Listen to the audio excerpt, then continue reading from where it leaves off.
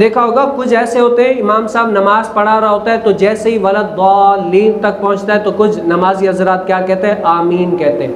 تو آیا اس طریقے سے جب سورہ ختم ہو جائے تو آمین کہنا چاہیے یا نہیں کہنا چاہیے؟ اور اگر آمین کہیں تو کیا آہستہ آواز سے کہیں یا بلند آواز سے کہیں؟ نبی کریم صلی اللہ علیہ وسلم کی حدیث مبارکہ اس کے متعلق کیا ہے؟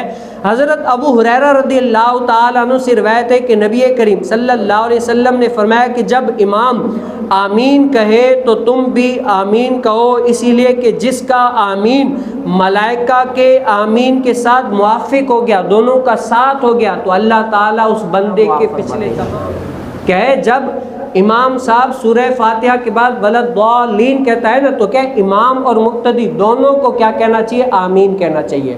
اور فضیلت کیا ہے کہ جب آمین وہ کہتا ہے نا تو فرشتے بھی آمین کہتے ہیں، فرشتوں کی آمین اور اس جو پیچھے آمین کہنے والی آمین ایک ساتھ مل گئی نا تو اللہ تعالیٰ اس بندے کے تمام پچھلے گناہوں کو معاف فرما دے گا، اور اس کی دوسری حدیث مبارکہ میں کیا ہے کہ اس کی مغفرت ہو جاتی ہے۔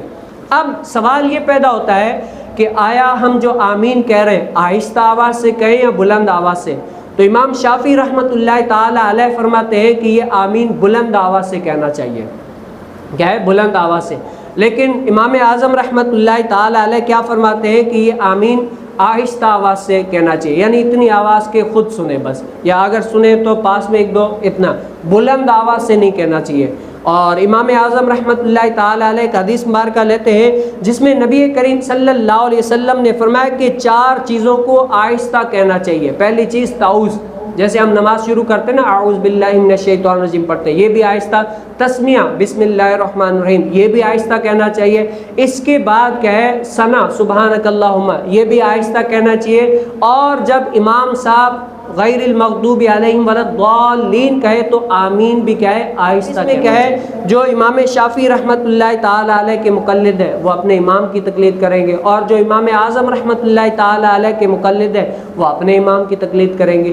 الغرض یہ بات بتانے کا مقصد مومن کیا ہے؟ کہیں نہ کہیں سے مجھے نیکی مل جائے۔ نماز پڑھ رہے اللہ کا حکم ہے، پڑھیں گے ثواب ملے گا، اللہ کا حکم ہے، اسی طریقے سے مجھے نیکیاں ملے گے۔ لیکن نماز پڑھ کے کون سے ایسے افعال ہیں جو کرنے ہیں شریعت اجازت دیتی ہے، ہمیں اس سے زیادہ ثواب ملے گا، زیادہ ہمارے لیے اجر ہے، کریں گے تو ہمیں زیادہ ثواب ملے گا۔ اور کیا ہے؟ ثواب کی حرص، جس طریقے سے دنیا دار دنیا کا لالچی ہوتا ہے اسی طریقے سے دیندار دین کا لالچی ہوتا ہے۔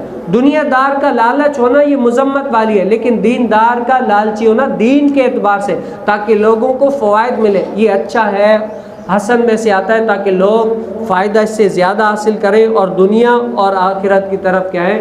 زیادہ بڑھیں۔ تو دنیا کے اندر ہمیں کیا کرنا ہے؟ نبی کریم صلی اللہ علیہ وسلم کے عمل کو اپنے اوپر نافذ کرنا ہے، کہ ہمیں نبی کریم صلی اللہ علیہ وسلم کے طریقے کو اپنے اوپر لاگو کرنا ہے تاکہ ہم دنیا اور آخرت میں کامیاب ہو جائیں۔